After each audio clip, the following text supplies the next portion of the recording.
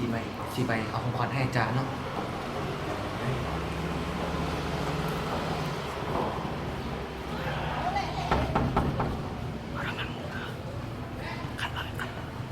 ใครเลย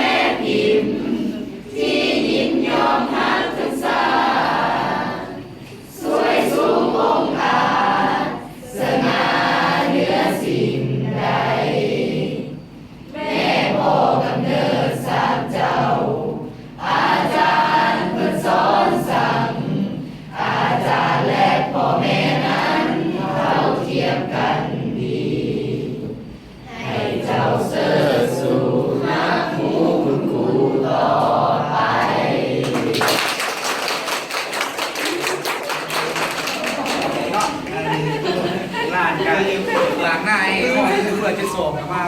มองของขวัญเล็กๆน้อยๆให้อาจารย์เป็นแทนคำขอบใจจากห้องที่ส่งขอให้อาจารย์อยู่ดีมีแห้ง